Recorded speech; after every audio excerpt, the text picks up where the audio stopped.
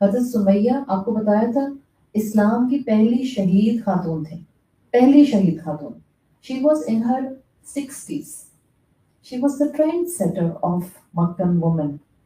پہلی شہید خاتون، نہ صرف پہلی شہید خاتون تھی، پہلی شہید جو سب سے پہلے اسلام کے نام پر مکہ میں شہید ہوا وہ حضرت سمیہ تھی. اللہ نے عورت کو یہ اعزاز دیا. رسول اللہ صلی اللہ علیہ وسلم پر سب سے پہلے ایمان لانے والا کوئی مرد نہیں تھا، حضرت خدیجہ تھیں. حضرت آدم علیہ السلام کی کمپینین شپ میں کوئی انسان نہیں آیا تھا دوسرا، بیٹا، بھائی، کوئی دوست، کچھ نہیں، بیوی، عورت. تو اللہ ہمیشہ ایلیویٹ کرتا ہے عورت کے مقام کو. حضرت سمیہ اپنا کردار بھرپور ادا کر کے گئیں. آپ حضرت سمیہ کو دیکھیں. حضرت سمیہ کے لیے اسکالرز کہتے ہیں حضرت سمیہ رسول اللہ صلی اللہ علیہ وسلم کی امت کی بیوی آسیہ تھی. ظلم سہ گئی تھی نا، اور بہت شدید ظلم سہا تھا. حضرت خدیجہ رضی اللہ عنہا سے بھی عمر میں بڑی تھیں. جیسے حضرت خدیجہ حضرت مریم ٹرینڈ سیٹر ہیں، اسی طرح سے حضرت سمیہ کے لیے کہا جاتا ہے کہ she was the trendsetter woman, اس لیے کہ انہوں نے اپنی جان دینے سے دریغ نہیں کیا تھا.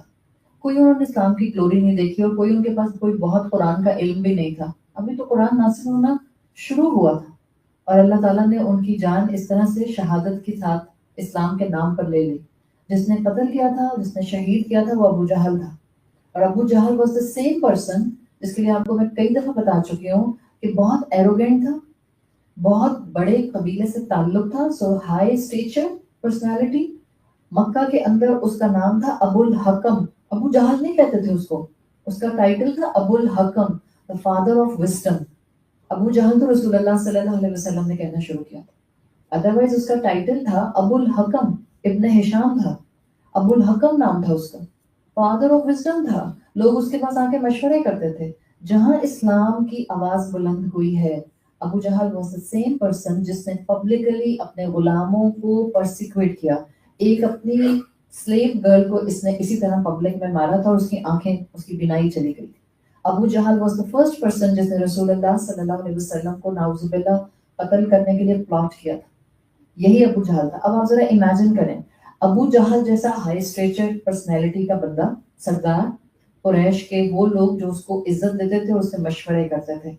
اور اس کے مقابلے میں ایک بلیک وومن، ایبیسینین وومن، حضرت سمیہ، جو کہ غلام تھی، ولید بن مغیرہ کے بھائی کی غلام تھیں.